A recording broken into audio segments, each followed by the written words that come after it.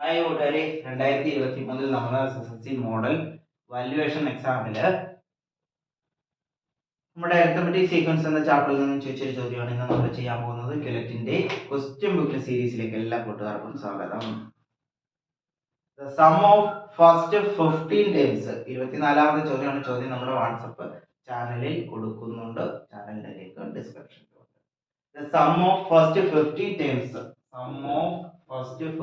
terms is equal to 495 അല്ലെ. ആദ്യത്തെ 15 പദങ്ങളുടെ തുക എന്ന് പറയുമ്പോൾ തന്നെ നമ്പർ ഓഫ് ടൈംസ് കിട്ടി അല്ലെ. നമ്മൾ സം കണ്ടുപിടിക്കാൻ ഉപയോഗിക്കുന്ന equation middle term into number of times എന്നാണ്. മിഡിൽ ടേം തന്നിട്ടില്ലെങ്കിൽ മാത്രം ഫസ്റ്റ് ടേമും ലാസ്റ്റ് ടേമും കൂടെ കൂട്ടി പകുതി എടുത്താൽ മതി എന്ന് പറഞ്ഞു. അപ്പൊ ഇവിടെ നമുക്കൊന്ന് നോക്കാം. സം ഓഫ് 15 ടേംസ് S15 എന്ന് പറയുമ്പോൾ 15 ടേംസിന്റെ മിഡിൽ ടേം അപ്പൊ 15ന്റെ കൂടെ ഒന്ന് കൂട്ടി പകുതി എടുക്കുക. അതായത് 16/2, അതായത് 8ാമത്തെ ടേം x8 ആണ് മിഡിൽ ടേം. ഓക്കെ, അപ്പൊ 8ാമത്തെ ടേം ഇൻറ്റു 15 ഇങ്ങനെ എഴുതാം. S15 എന്ന് പറഞ്ഞാൽ എത്ര തന്നേക്കുന്നത്? 495. ഓക്കെ, അപ്പൊ ഒന്നാമത്തെ ചോദ്യം ഇതായിരുന്നു, 8ാമത്തെ പദം കണ്ടുപിടിക്കാൻ ചോദിച്ചിട്ടുണ്ട്. 8ാമത്തെ പദം അപ്പൊ നമുക്ക് ഇങ്ങനെ കിട്ടി. ഓക്കെ, S15നെ മിഡിൽ ടേം ആയ x8 ഇൻറ്റു 15 ചെയ്ത് കഴിഞ്ഞാൽ 495 കിട്ടും. അപ്പൊ ഇത് നമ്മൾ എന്ത് ചെയ്താൽ മതി? വെട്ടിക്കളഞ്ഞാൽ മതി. ശരിയല്ലേ?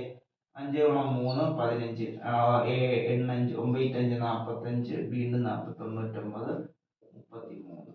സോ x8 എന്ന് പറഞ്ഞാൽ നമുക്ക് 33 എന്ന് കിട്ടി. ശരിയല്ലേ? അതേപോലെ ചോദ്യത്തിൽ x5 അഞ്ചാമത്തെ ടേം വെറും 21 എന്ന് തന്നിട്ടുണ്ട്. അഞ്ചാമത്തെ ടേം.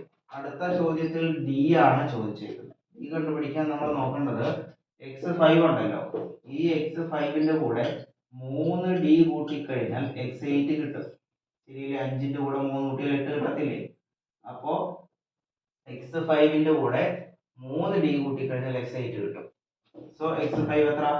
21 പ്ലസ് 3d x8 എത്രയാണ്? 33 അല്ലേ. അപ്പൊ ഇതിന്റെ കൂടെ 12 കൂട്ടിയാൽ മതി. 21ന്റെ കൂടെ 12 കൂട്ടിയാൽ 33 കിട്ടത്തില്ലേ? എന്ന് വെച്ചാൽ 3d എന്ന് പറഞ്ഞാൽ 12 ആണെന്നും d എന്ന് പറഞ്ഞാൽ 4 ആണെന്നും നമുക്ക് കിട്ടും. അപ്പൊ d യുടെ വാല്യൂ എത്ര കിട്ടി? 4 എന്ന് കിട്ടി. ക്ലിയർ ആണോ? ഇനി what is its algebraic form? സീക്വൻസിന്റെ ആൾജിബ്രിക് ഫോം ആയിരിക്കാം ഉദ്ദേശിച്ചത്. അങ്ങനെയാണെങ്കിൽ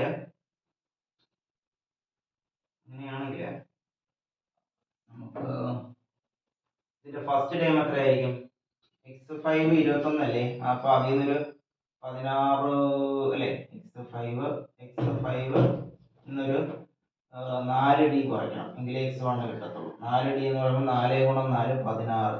അപ്പൊ ഈ 21 16 പോയാൽ 5. ഫസ്റ്റ് ടൈം 5 ആണ് കേട്ടോ. ശരിക്കും ഫസ്റ്റ് ടൈം കണ്ടുപിടിക്കണ്ട, ഞാൻ ആ ചെയ്യുന്ന ഒരു രീതി മറന്നുപോയി. ഓക്കെ, അപ്പൊ ഇവിടെ ഫസ്റ്റ് ടൈം ഉണ്ട്, കോമൺ ഡിഫറൻസ് 4 എന്നുണ്ട്. അപ്പൊ കോമൺ ഡിഫറൻസിന്റെ 4n ഇത് തമ്മിൽ മൈനസ് ചെയ്യുമ്പോൾ ഉള്ള 1. ഇതാണ് അതിന്റെ ആൾജിബ്രൈക്ക് ഫോം.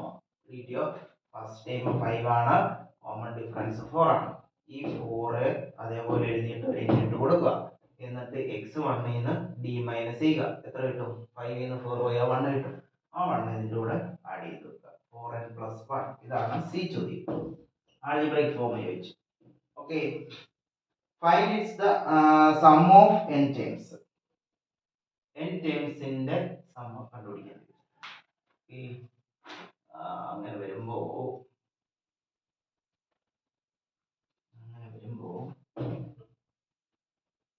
ഇവിടെ ചെയ്യാം.